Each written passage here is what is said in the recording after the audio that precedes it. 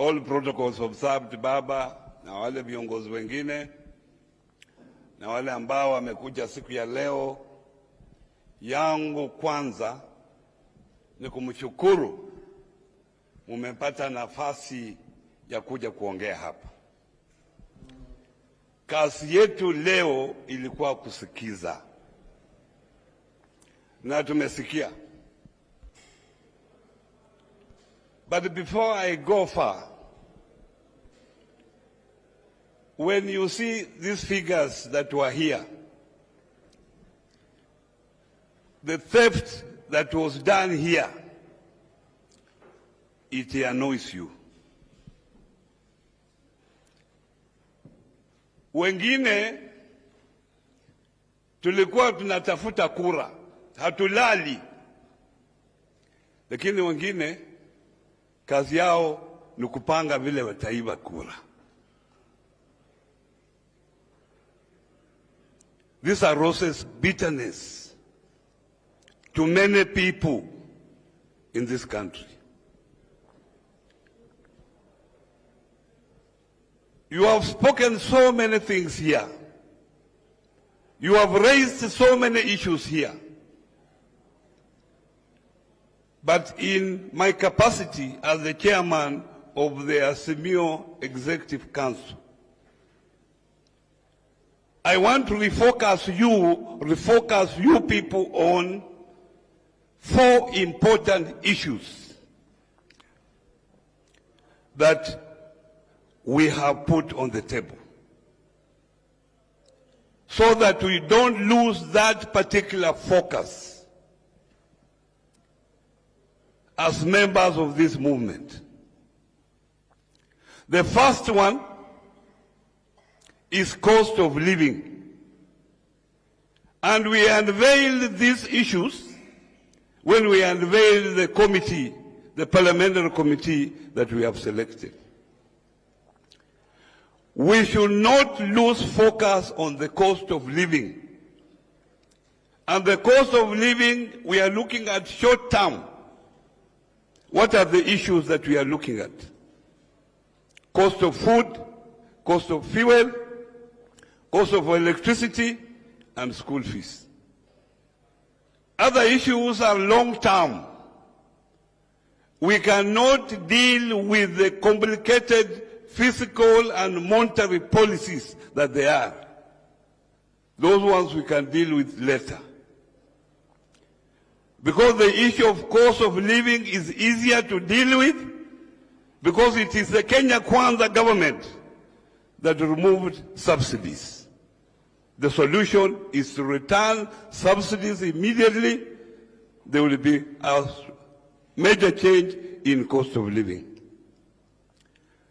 The second issue is the opening of the server, which we can put together with the IPC reconstitution of the committee.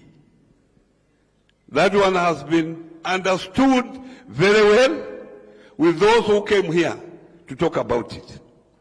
That is a very critical issue, and what you have seen here, as said by my colleague here, is treason. The people who did this are not even the commissioners. They are people who are working in the IT section within the IBC. These people are still in employment. They are there. Who are used to steal this election. And I feel one of the recommendations is to scrap the entire IBC as it happened before. So that from the sweeper up to the chairman, they are all sent home. So that we have fresh people, committed Kenyans who are looking for those particular jobs to do them. The other issue that we are focused on, this party discipline, buying of leaders, buying of members of parliament, in the name of going to State House, being told that you are coming here for development. You know very well there is devolution, money is going to counties, monies are going to constituencies in the name of CDF to help in development. What other development are you going to State House to get? These members of parliament. We cannot build democracy in this country, sustain it, if members of parliament are being bought day and night in the name of development. That is the third issue. The last issue is the exclusion of other communities from civil service employment. You have seen what is happening. Even you, the youth, because that time, wakati ule, nyinyi vijana ndio mlikuwa mnasema hustler. Muniambie wakati huu, how many youth have been employed in, all these people have been employed. From the CSS, from the PSS, and from the CASS. And even those who have been appointed as members of the boards, chairmen of the boards, telling me how many hustlers are there. That is an issue. Because this country belongs to all of us. And we must be included because all of us pay taxes. So we must be included in that. Those are the four critical issues that we are focusing on. But other issues might arise, and we shall look at them as they arise. The other day in Kimaliza, I met one of them, and he was telling me, he was asking me, how is the financier? How is your financier? I said, who is this financier? At Uhuru Kenyatta. Nikasema, when we go for this mass action, do we pay the people who come there? Do we transport people who come there? Do we transport them? It is only the address system.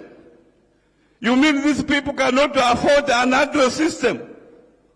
Do we finance those ladies who pour water on us when there is tear gas? We use that water to wipe our eyes. Do we pay them? So which finances is here? And if Uhuru can finance Raila Odinga this time, how come when Raila was demonstrating against him, who was financing Raila Odinga? And this is not the first time Raila is leading such a movement. It has happened before. But you Kenyans, as we live here, remember, we have had election disputes from 2007, 2008. We lost so many lives. 2013, 2017, and now we are on 2022. We must have a lasting solution for this problem. If we have to have stability and economic growth in this country, we must have that. But the mwisho, I'm surprised when Ruto says that we can't borrow for current expenditure. When people are going without salaries, and salaries is a major expenditure within the economy. That's how you grow the economy, by putting more money in the economy through the people. And the salary is the only equitable way of putting money in the economy. And that's why 2009, 2007, 2008, when we had problems here in Kenya, we had to come up with economic stimulus so that we pour more money in the economy to grow the economy so that people can get employment. Asante sana. Thank you very much. I think that was our last speaker before I now bring our main speakers. And I will be requesting Adam the Law that after mama na baba wakishaongea tutakuwa tumemalizia hapo, so nitaomba ya kwamba resolutions zetu Suba Churchill will read for us so that when I bring mama alete baba tufungie hapo. But before we do that, I just want to say one or two words. First of all, to appreciate the comrades and the young people of this country.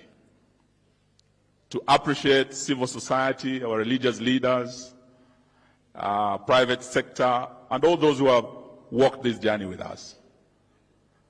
What Oduor Ongwen said when he was opening these talks was that this place, this Ufungamano, where you are right now, are actually sacred political grounds. And the two leaders I'm about to bring to you have been part of that journey. I was a young man here, about 21, when I was a student at this university, when I saw Kina Martha Karua and Raila Odinga Kina Orengo with some of our leaders, patriots who have left us, Kina Jaramogi, Kina Muliro, Kina Shikuku. They have all gone now, Kina Matiba, Rubia. They used to come here. And they had very deep partnership with the civil society, with the private sector, with the religious sector. We used to meet here. This is where, as a country, we found our true north politically. When we wanted to find our bearings, our compass was right here. This is where we came to chat